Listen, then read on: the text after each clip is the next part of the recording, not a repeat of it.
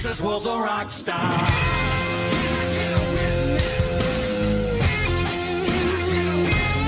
We have been hanging out in the Great Feast, and it's been a lot of fun for me personally because it is very personal where my heart and life and my relationship with the Lord are at right now. And so it's very close to my heart. And so in last summer, I hung out in the Great Feast a great deal. And so you're getting some of that. You're also getting the natural progression. Just so you know, it was always my intention. When I felt like the Lord gave me a plan. When I got back from my sabbatical, I felt fresh. And honestly, it felt like I could see again. It was like the world had gone into HD. It was like I had a sense of what the Lord wanted to do again, which honestly I hadn't had for a couple of years. I was just being faithful and grinding it out. So He's been so good to me. And so this is coming from that.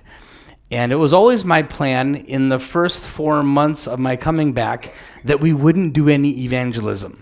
Why? Because all I ever want to do is evangelism. And I've learned that. So we took the first few months of September, October, November in there, and then of course Christmas. We talked about Christmas, but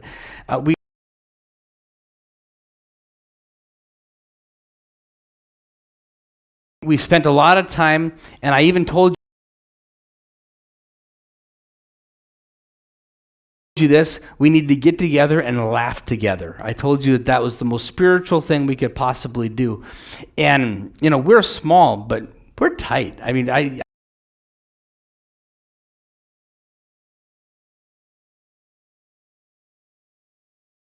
love you guys, and we have enjoyed each other, and it has been just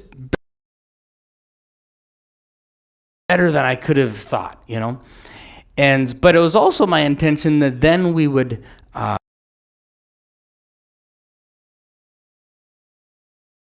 shift gears a little bit and start looking for opportunities to love our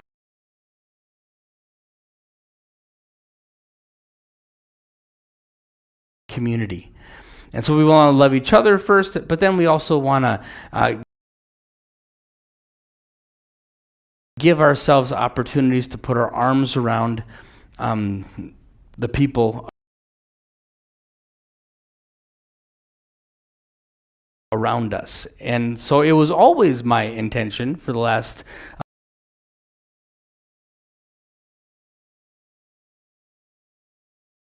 6 months or so, that about this time of the year we'd start to look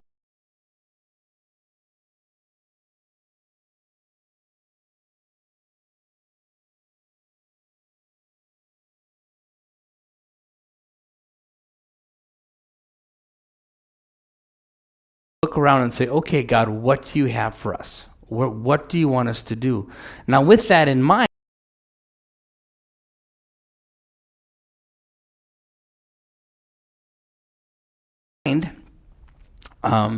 I have been to well,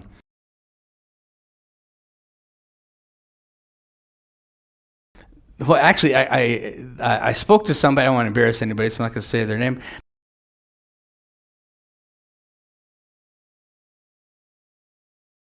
I spoke to somebody. I was kind of thinking about this. Found out that they were aware of the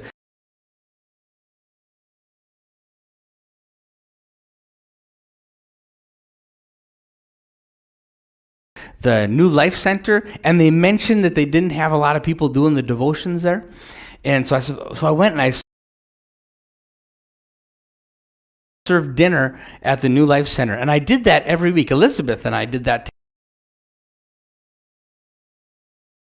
together every week for a long time, and we did a really neat ministry there. And we did some other stuff there on that same night and things. But I just wanted to kind of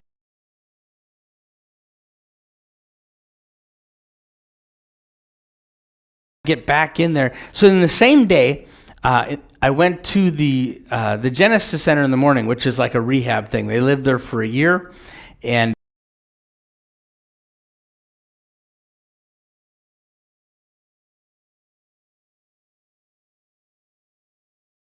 It's a very intensive program.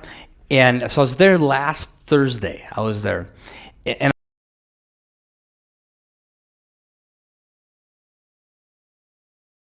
I didn't even ask to preach. I just asked the guy that does that service if I could come along. And he knew me, so he asked me to bring my guitar. And to be honest with you, I was very grateful because they asked me to come up, and I'm trying to be gentle, because I don't want to push my way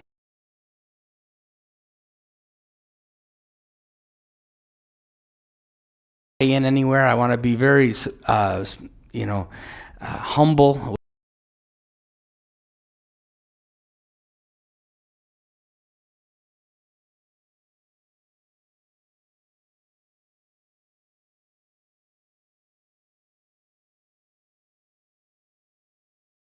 With people who are doing things, but he knew I played, and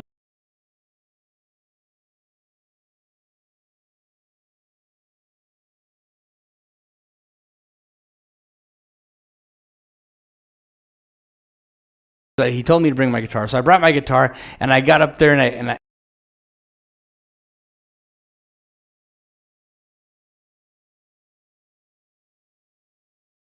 I played some songs. And I got to tell you, you guys worship Jesus, but you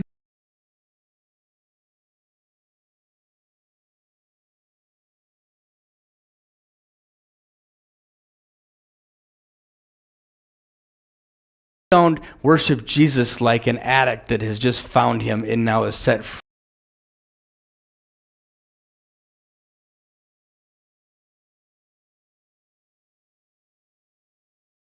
free from a whole bunch of gunk. You know what I mean? It's just, at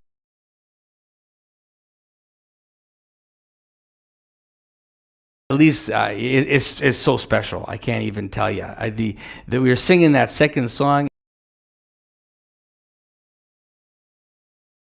and the tingles were just going up and down my back, and I thought, this, I could just do this forever, and the guys, they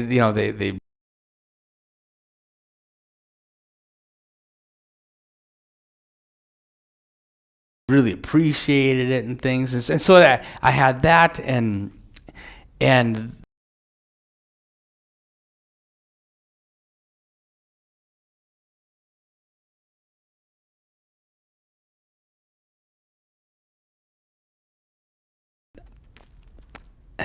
I'm thinking about some other things too.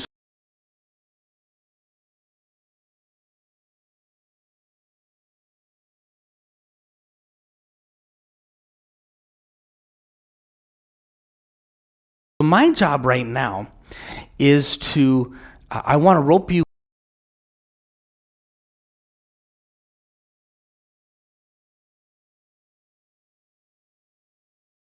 into that. I want you to have that feeling. I want you to have that moment where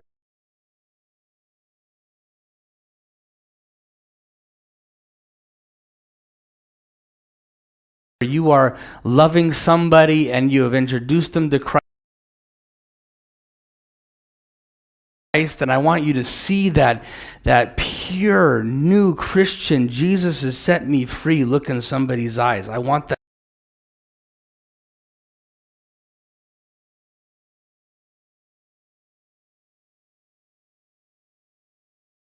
For you so badly, because that's the best there is. It is so good, and so over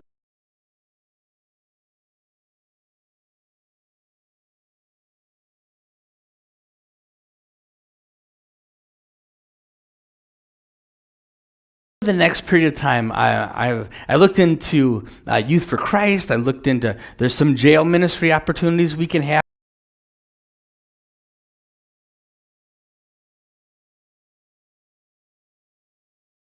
I'm going to be going into the jail this week and doing some things.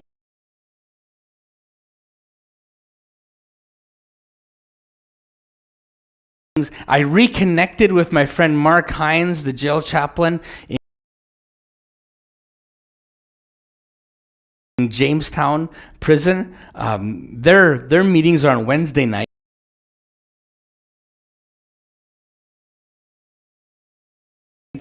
And so I might be gone, not this Wednesday, but the next Wednesday, because I might go do a service in Jamestown.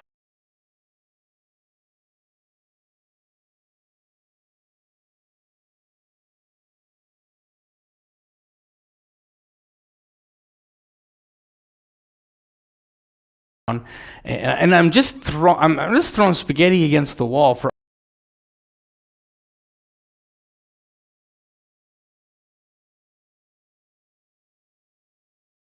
opportunities. And what I'm really looking for is to find places where I can say, hey, come on with me.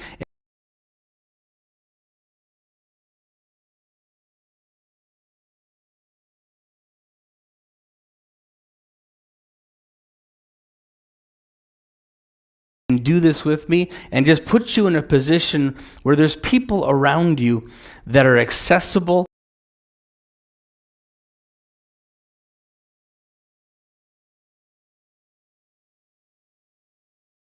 that you can just love people who are different than you. Because that's really what we've been talking about for a bunch of weeks now. And as I studied the Great Feast,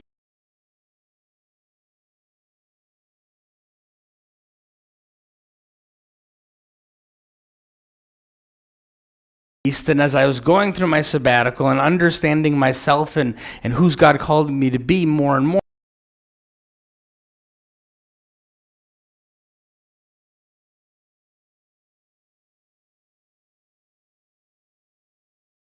what became apparent is I am who I am.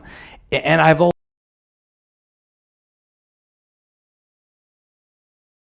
always been drawn to folks that were outside of the box. And you know that about me. And so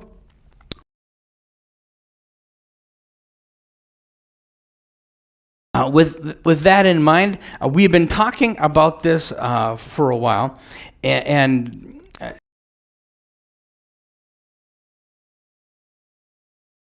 I think I put some things in here. Then the resurrection of the righteous.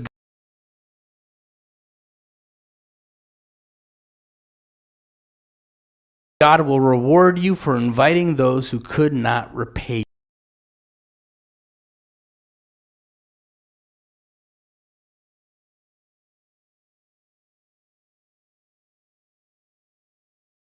you. Jesus is teaching we're in the book of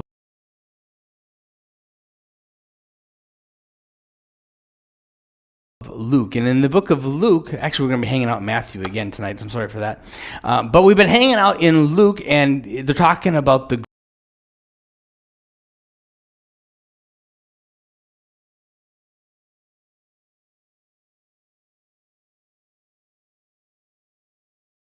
great feast. And Jesus shares this stuff. And what we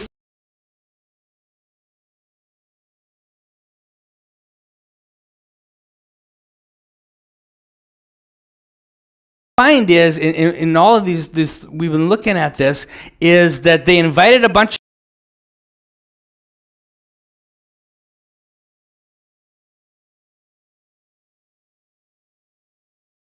people, who should have gone. They were the first invites. And they invited a bunch of people to this great feast, and of course God is the king inviting them all in, and they're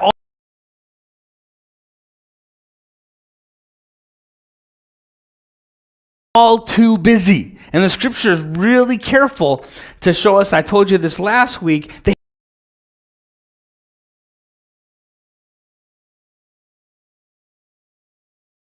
had dumb excuses. Remember that? The dumb excuse. They're bad excuses. They weren't even hardly trying to have a good excuse. They were just too flippant and too busy with their own lives.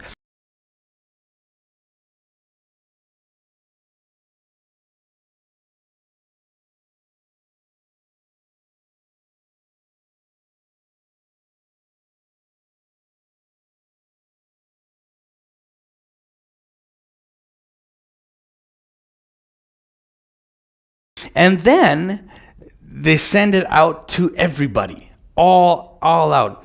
And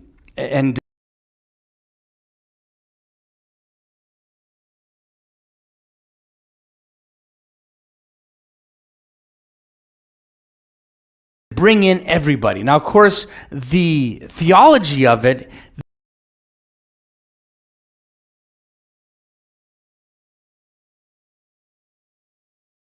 this Bible verse isn't actually talking about us witnessing. I'm using it as a metaphor that way, but this verse was actually talking about the Jewish people. Jesus went to them first.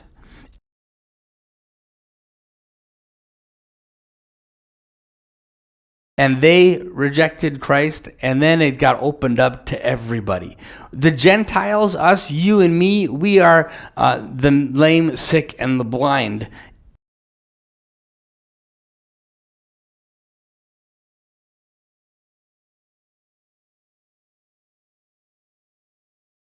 In the parable of the great feast, okay?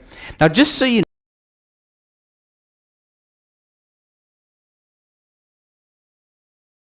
know, I'm very careful about not taking the scripture out of context.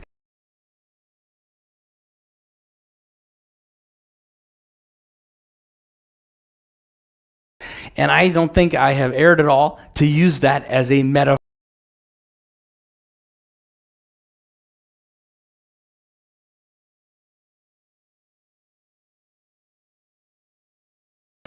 to say this is what we should be doing to reach out to our city. But technically,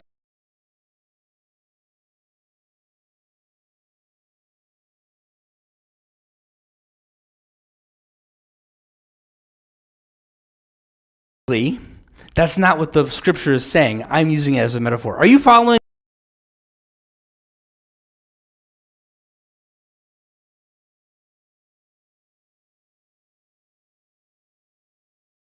Please laud at me. So I get irritated when preachers use the scripture in ways that not meant for. And I saw, anyway.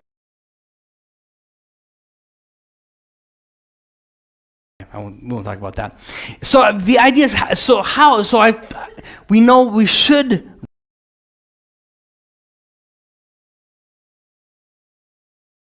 reach them, but in the parable of the sheep and the goats, it tells us how we should do it.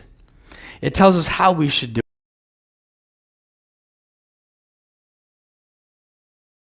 it. And I apologize because we're headed back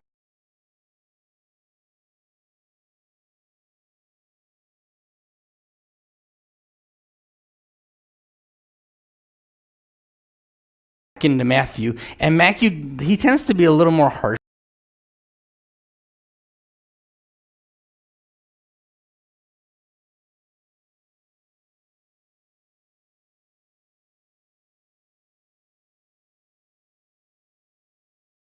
Than Luke, and that's just kind of how it is. And we're going to be hanging out Matthew chapter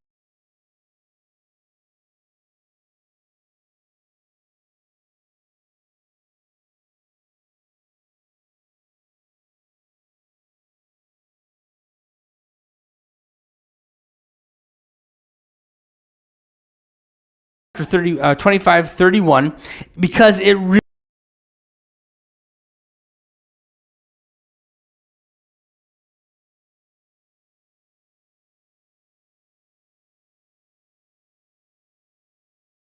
shows how Jesus wants to fill the great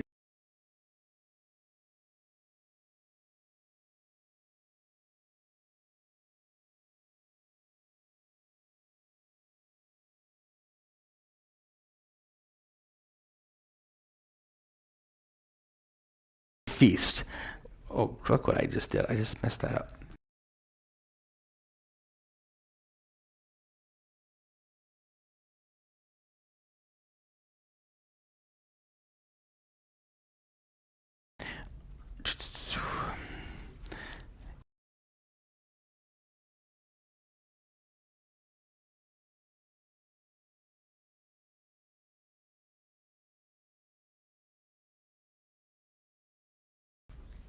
There we go. Now I'm back again.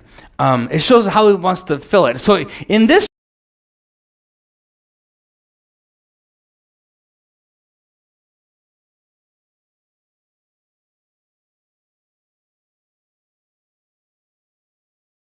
way, in the great feast, the parable that we did, they went out and they said,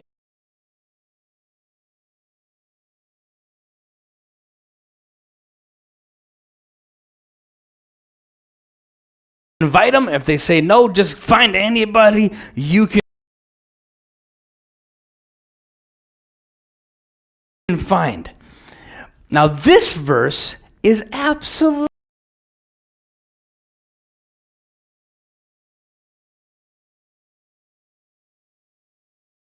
talking about reaching out to our city. It is 100%. No theologian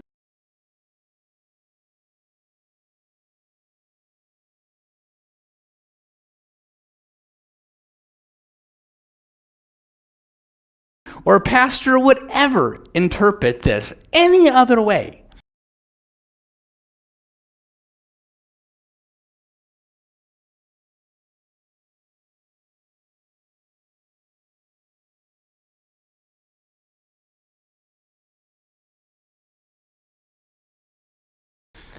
Than how we respond to the people around us.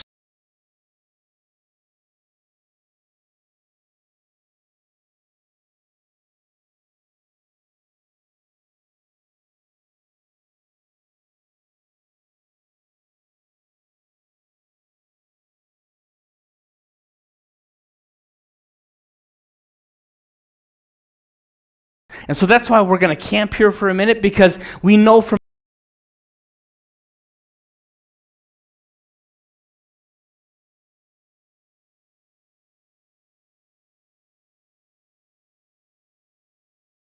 last week that we should be going out to our city.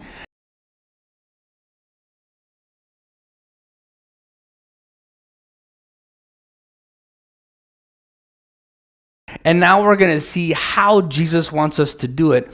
And we're also going to see just how much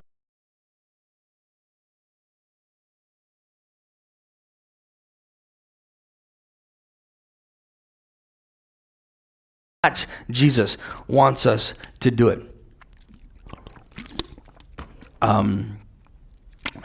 Master is furious. Okay, this is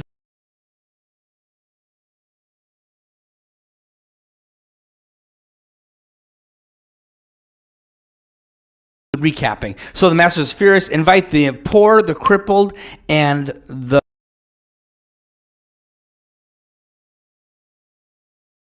blind. By the way, I finished the sermon this morning because I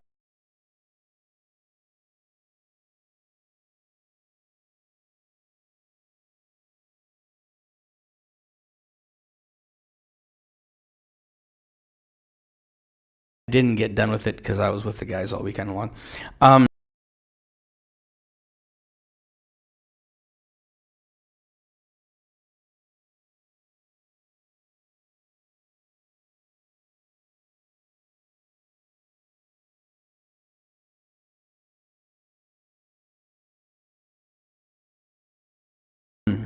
And then, so that was in the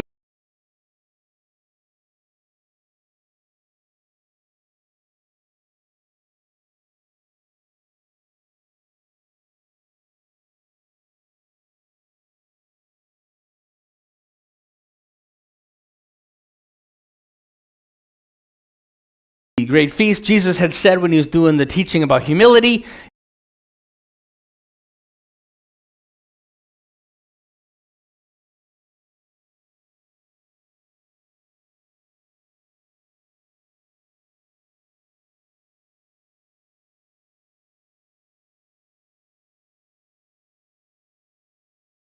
if you remember a couple of weeks ago, we talked about that. He says this twice in just a few verses. So this is the point that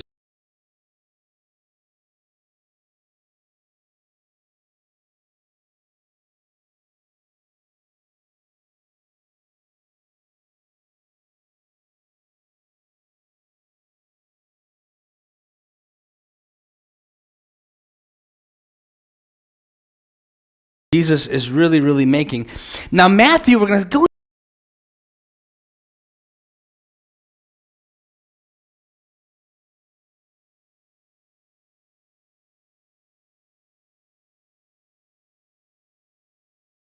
to Matthew, and I'm not going to read all of this, but I do want to give you some context.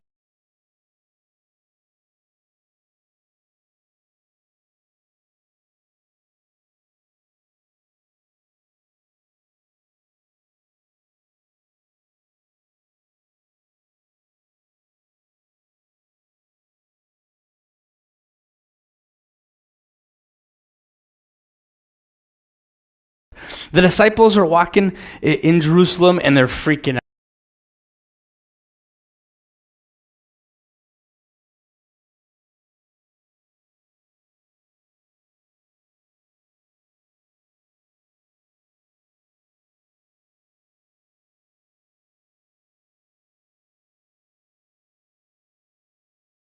Out there, and Jesus is going to die soon. All right, this is towards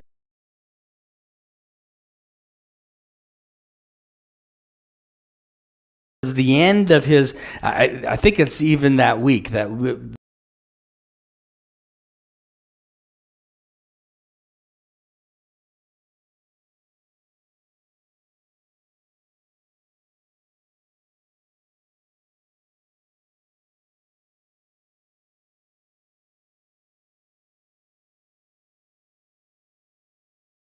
it was 1 week where Jesus did. It was that week, actually. Come to think of it, disciples are walking.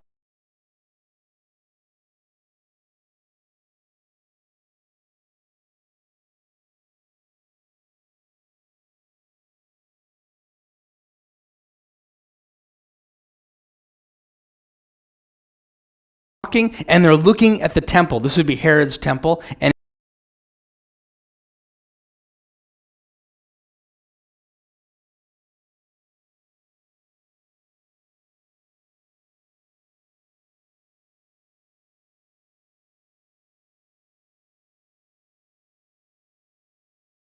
it was massive. If you ever want to get just completely freaked out at how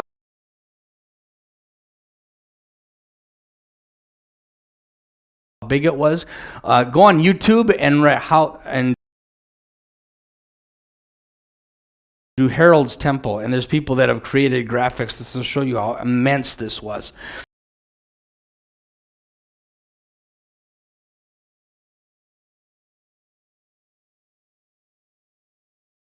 And the disciples are looking at this temple, and they're like, whoa, man, this is so amazing.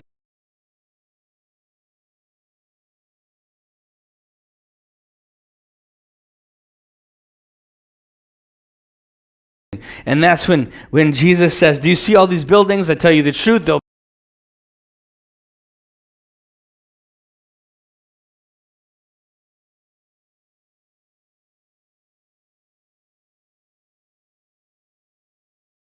be completely demolished, not one stone on top of another.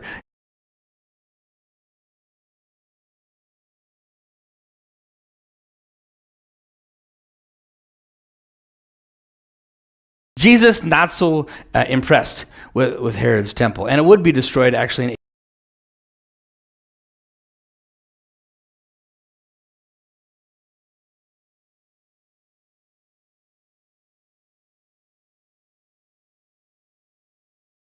in AD 70, but that's another sermon. And then later, Jesus is sitting around.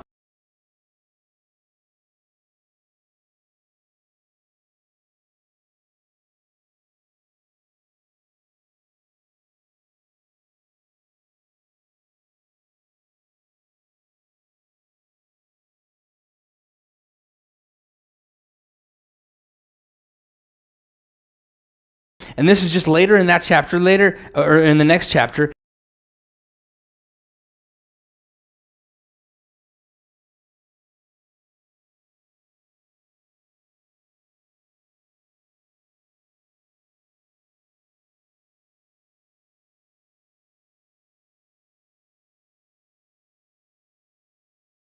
He's sitting at the Mount Olives, and they send to him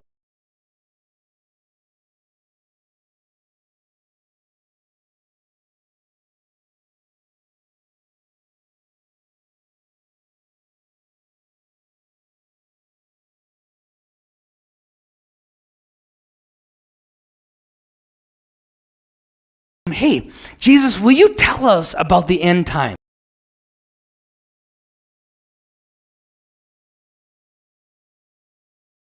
Tell us about the last things and your return at the end of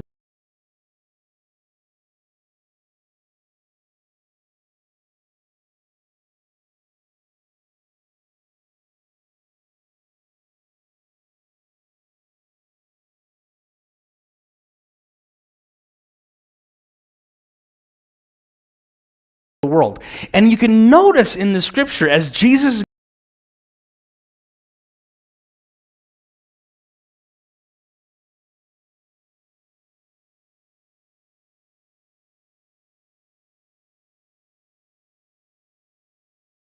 getting closer and closer to the crucifixion, he's getting blunt.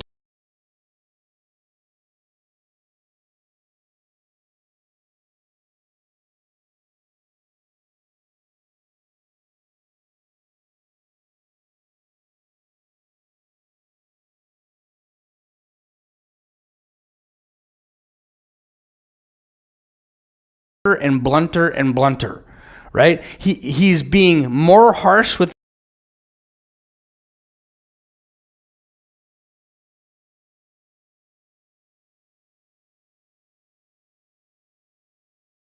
the Pharisees. He's saying, hey guys, I'm gonna die and I'm gonna be raised again. I mean,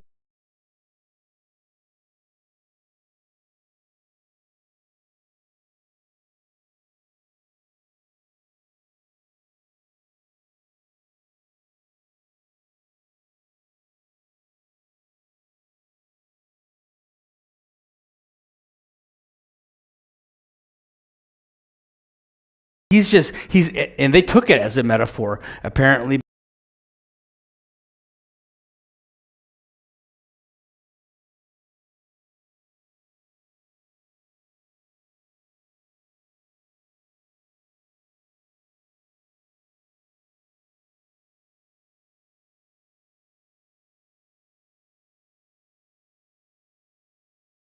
He's just getting blunter and just saying it right out. And he tells us a few things in these, and we're not going to read these, but he talks about it in verses 4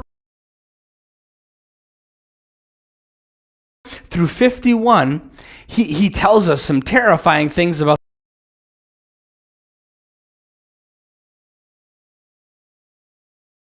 the end times. He tells us about the 10 bridesmaids, or if you're in the King James Version, the 10 virgins. And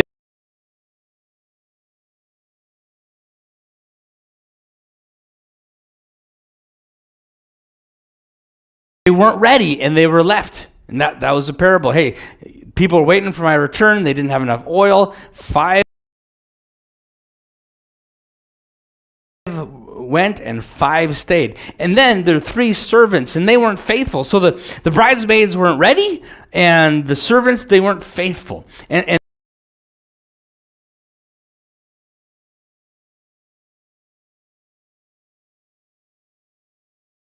this is all eschatology, big fat word for the end times.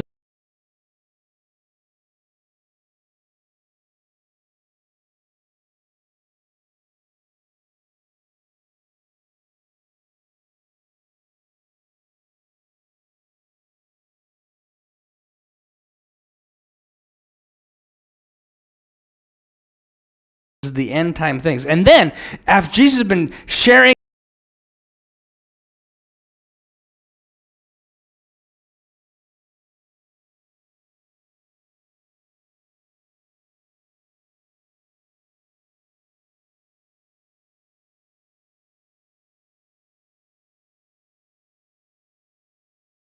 bluntly for all these verses 4 through 5.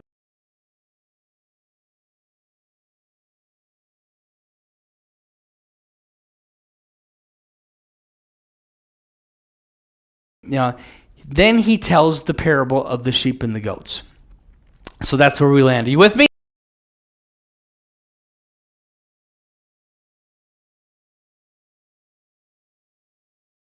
If you say, hey, okay, thank you.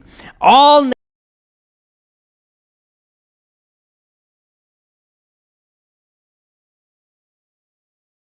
nations will be gathered in his presence, and he will separate. This is God. Okay, so God is there.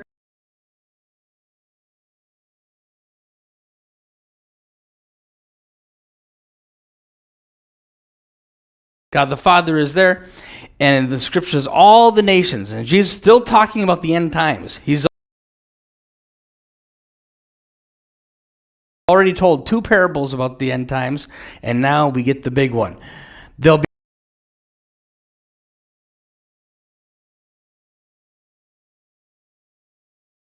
gathered in his presence, and he will separate the people as a shepherd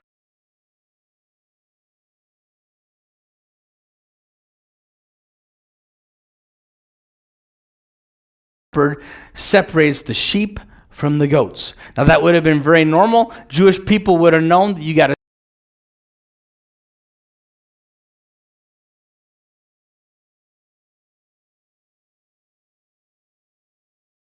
separate sheep and goats. It's something that they had to do all the time.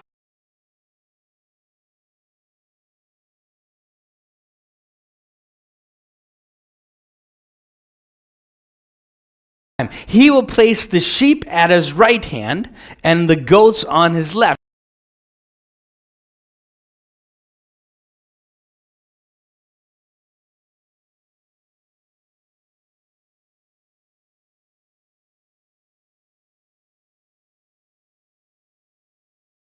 Then the king will say to those on his right, "Come," and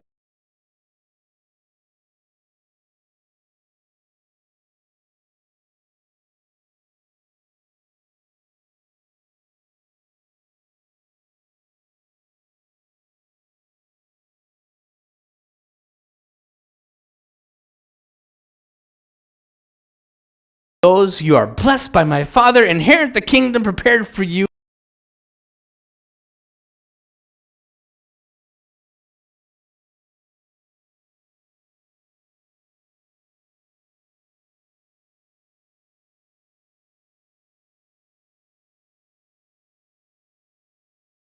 from the creation of the world. For I was hungry." Thank you.